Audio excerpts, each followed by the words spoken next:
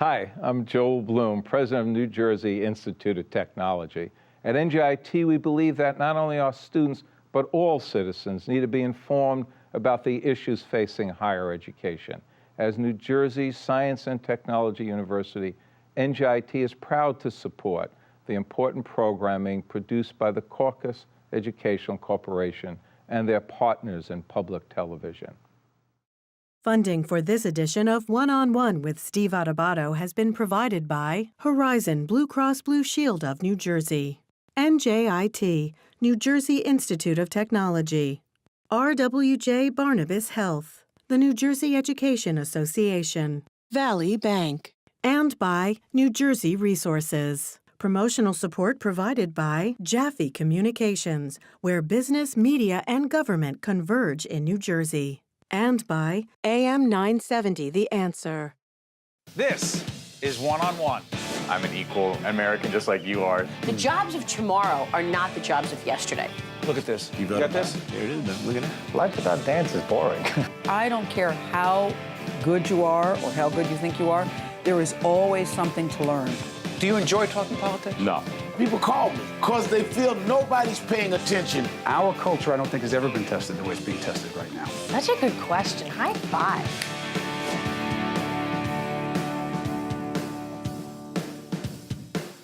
Welcome to One-on-One. I'm Steve Adubato. Let me introduce for the first time Richard Stagliano, who is president and CEO of Center for Family Services. I just found out that his family, now my family originally from Italy is from Naples. Yours is from Calabria, yes. And the other combination is? Sicilian. Now, Sicilian. Is Sicily still a part of Italy?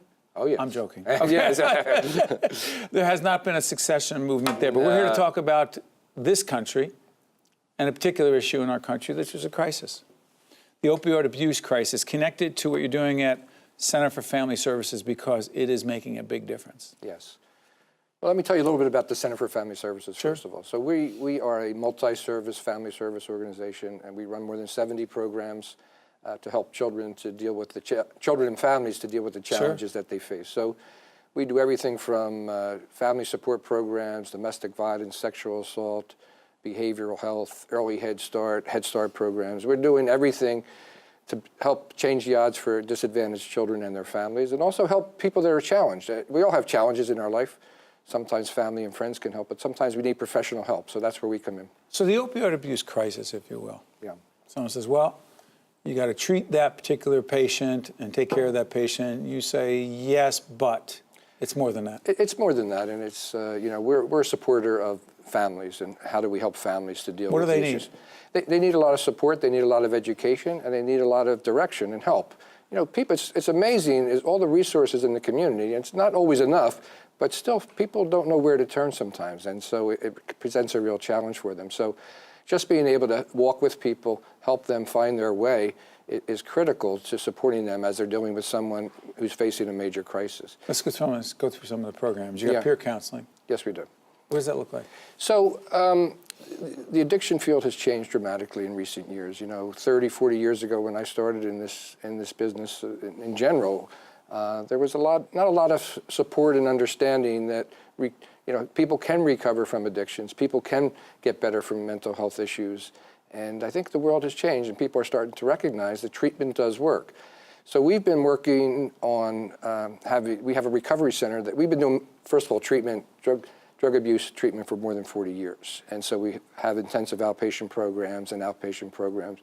But the important thing is to have access to treatment and to help people. You know, one of the symptoms of the disease is denial. Of course, people don't realize they have the issue. So we have a recovery center we opened 10 years ago, and a lot of the work done in the recovery center is with peer recovery coaches and peer specialists who really can talk the talk and really walk with the people that need help. The other part of this, sorry for interrupting, children. Yeah. What do children need in this?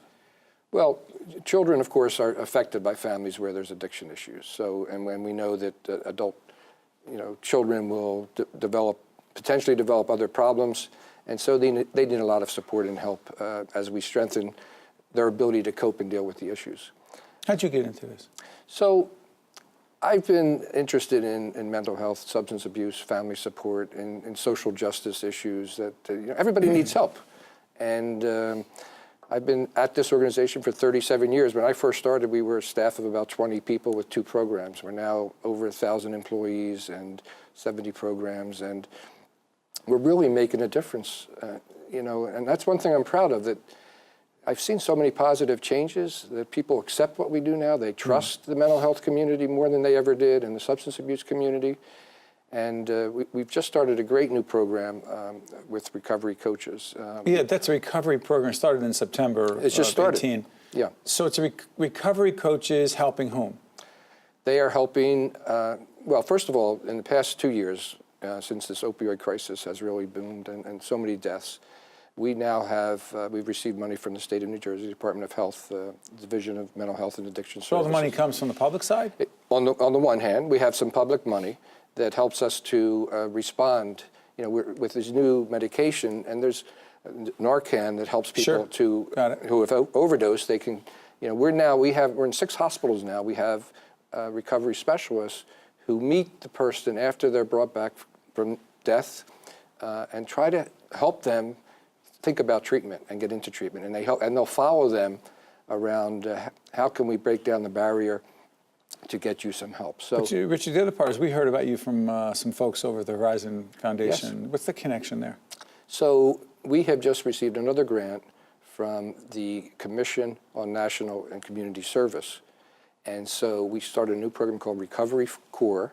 Recovery Corps. Yes, where it's like the Peace Corps in the AmeriCorps program here in the United States, where people can volunteer. So we're going to take people in recovery, we're going to give them a stipend, we're going to train them, and they're going to become peer specialists. We're going to train 20 people over the course of the next year, and we'll respond to over 600 people who are in need of help.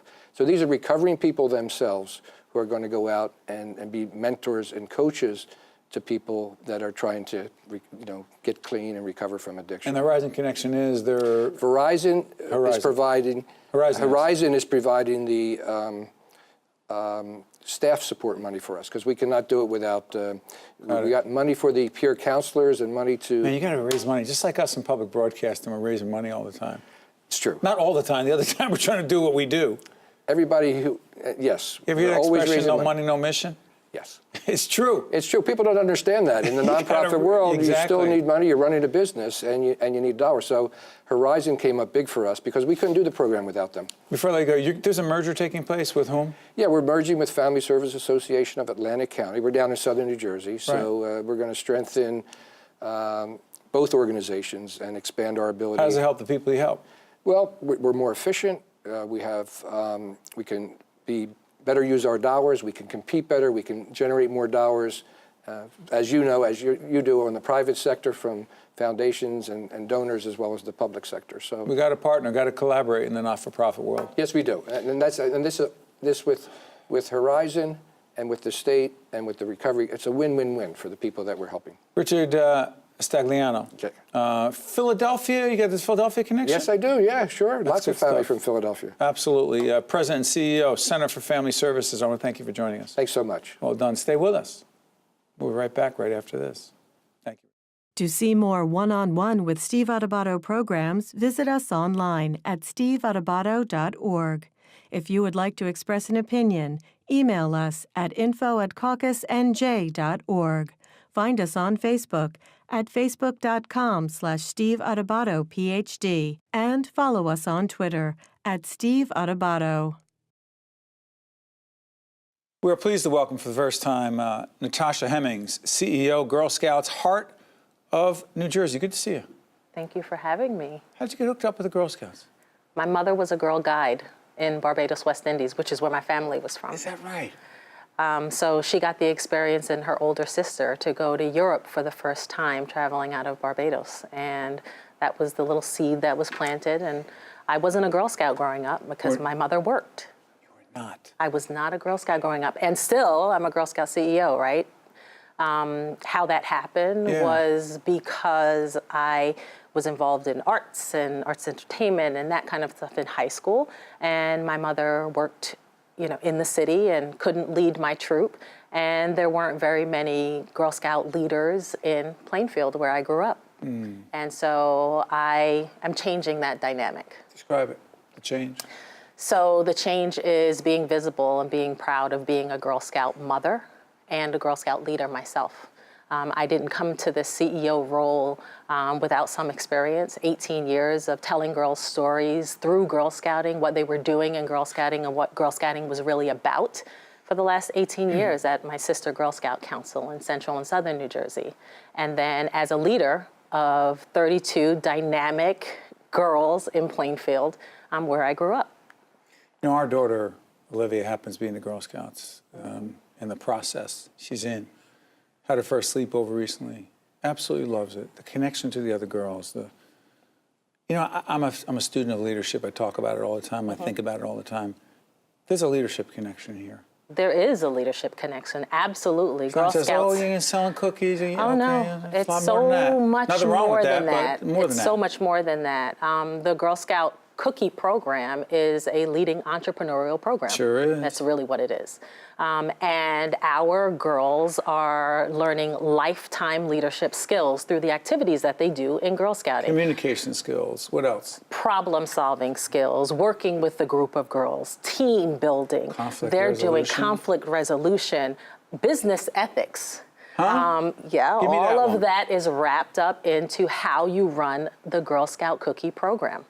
Your Really? daughter is learning how to relate to other businesses, how to market her program. Is she involved in the digital cookie platform? She is, but I will say this. She came to us first to try to sell all the cookies to us.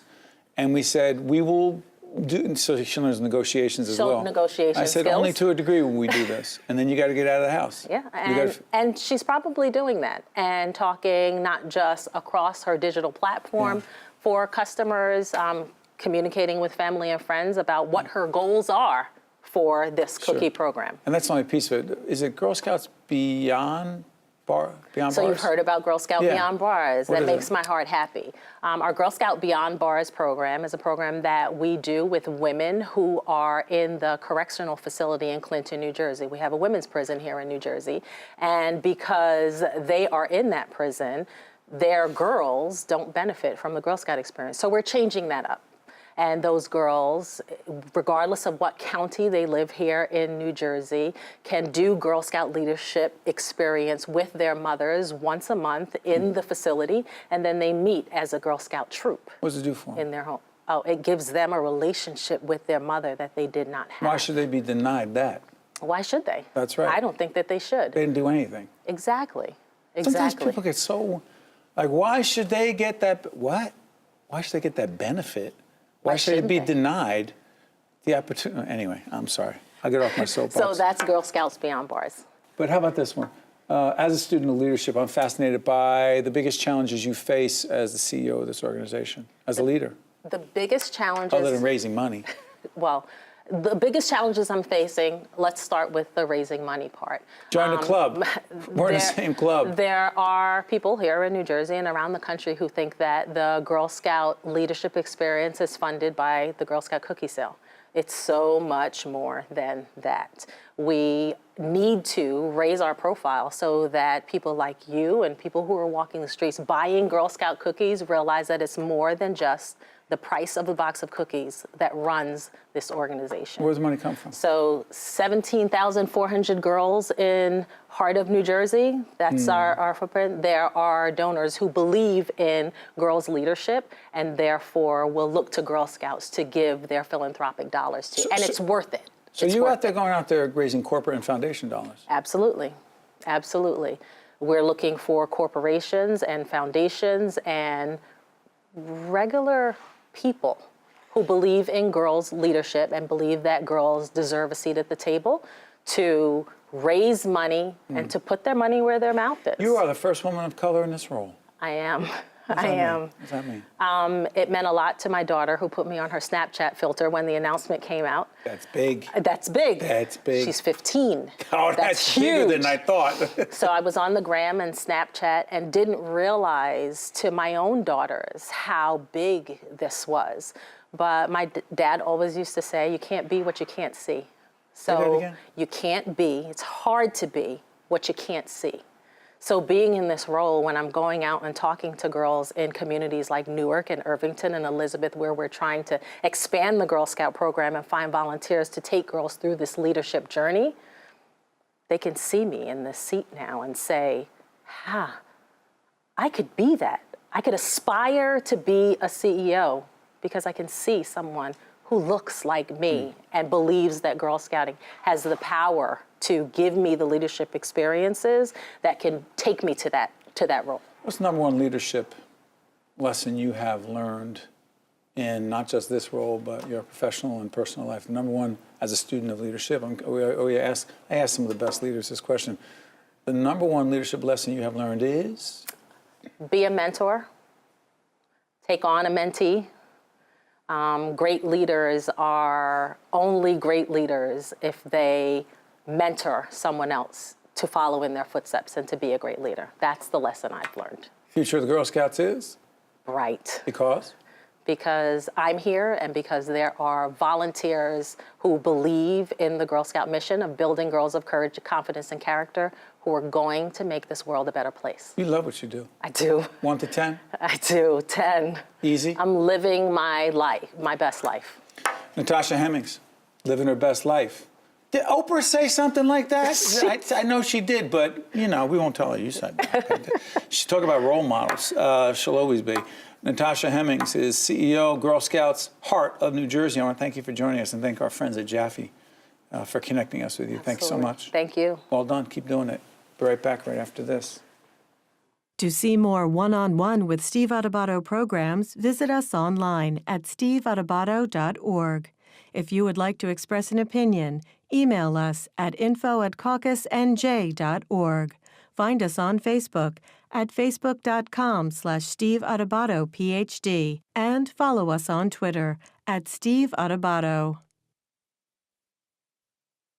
John Rome, Deputy CIO, which stands for Chief Information Officer, and Voice Evangelist at Arizona State University. Now, Arizona State University was named by U.S. News and World Report as what? The most innovative school, 3 years running, over, take a guess what schools? Not MIT. Yes. No way. Guess the other one. Don't say the big H. No, it's Stanford. Oh, Stanford out there? Yeah. Wait, they're right there. Yeah. They're in the middle of it. We're no longer this party school that everyone thinks we are, you know? So the Sun Devils are more than just a great sports program. You know, it's a great institution. Now, you're here at NJIT, another great institution. Yeah. You're doing one of the keynotes talking about?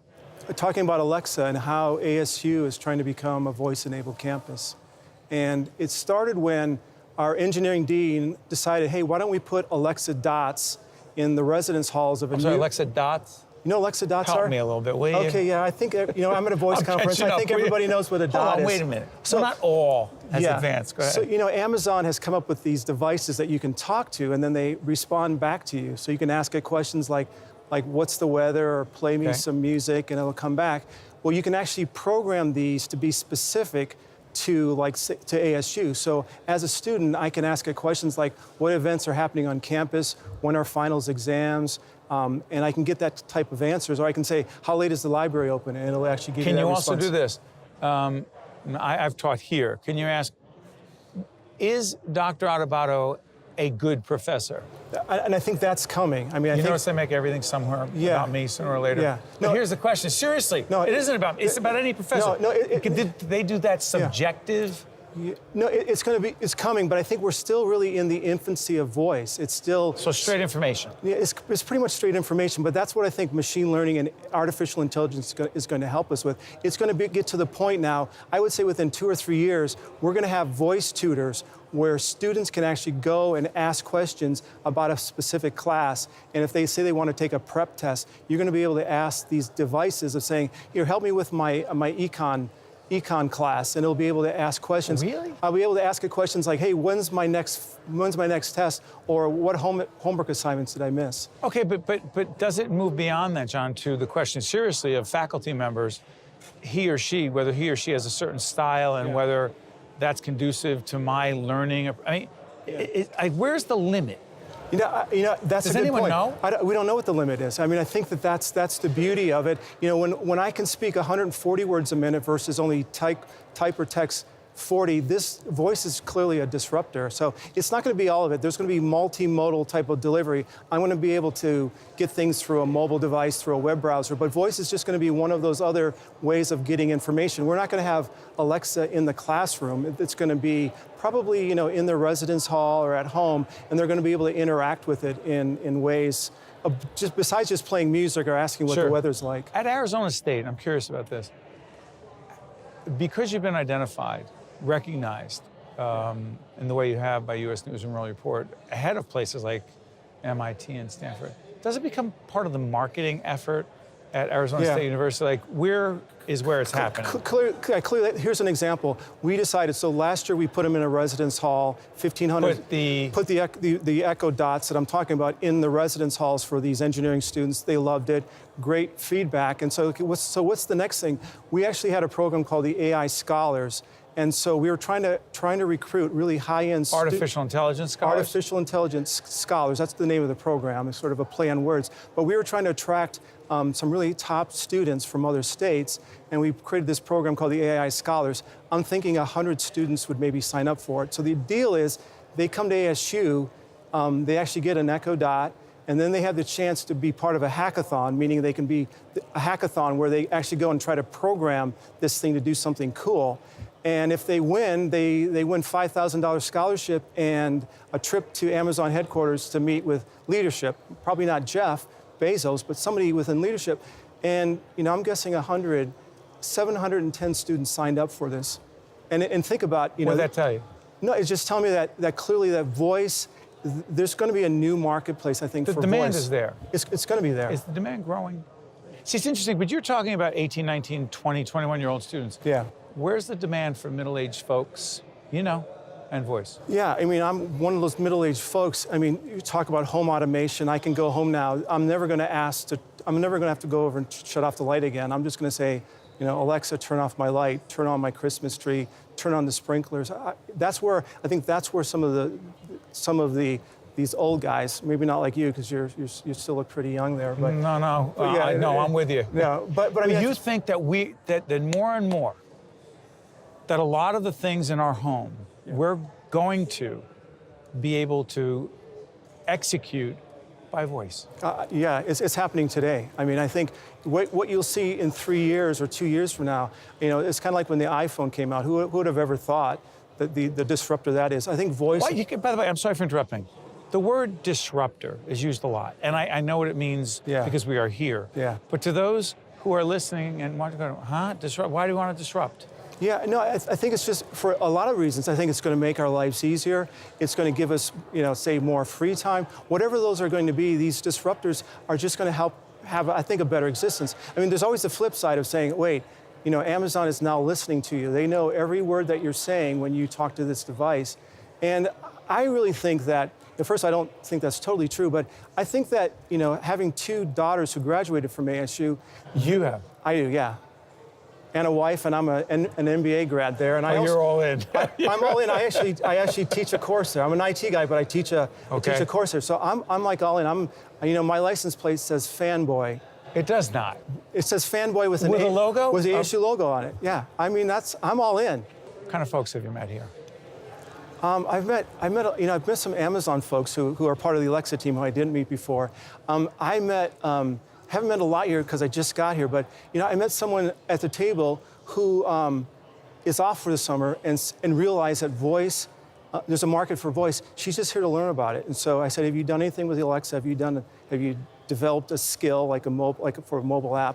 And she said, no, but I'd like to know about it. And so, you know, those type of curious people here. Yeah, they're trying to figure out what's next, and so we all are, and a lot of vendors here too. So you know, that's people selling stuff. Yeah, and there's going to be a market. It might be a little too early yet, but I think there's going to be a market for voice. You do, and I think the big thing is it's going to move away from technologists. It's going to move towards linguists, people who know the English language. People who love language, who love conversation, words. Right now, it's technology, but it has to move to, this has to be really conversational. The tech group cannot take this over. It's going to be the It can't just be the programmers. No, it can't be. I mean, it is right now, but I mean, I learned we have a team that's actually developing these applications. We have English majors. We have, it's no longer just technologists. We have people who can speak well, who can write well, because that's really the idea. Mr. John Rome, All right. who is the Deputy Chief Information Officer and Voice Evangelist at Arizona State University. He's all in. Thank you. In. Thanks. Go Sun Devils. Go Sun Devils, that's right. One-on-One with Steve Adubato has been a production of the Caucus Educational Corporation, celebrating over 25 years of broadcast excellence. Funding for this edition of One-on-One with Steve Adubato has been provided by Horizon Blue Cross Blue Shield of New Jersey, NJIT, RWJ Barnabas Health, the New Jersey Education Association, Valley Bank, and by New Jersey Resources. Transportation provided by Airbrook Limousine, serving the metropolitan New York, New Jersey area. I think at NJIT there are a lot of smart students. I came to NJIT for mechanical engineering because with in-state, it's one of probably the top 3 schools for engineering. It sort of creates a friendly competition where you can learn from them. It's a great academic school. I feel I'm being challenged, but at the same time, I love the classes I'm taking. The atmosphere of being here is like being at an upstart company. It's that same kind of drive, that same kind of passion.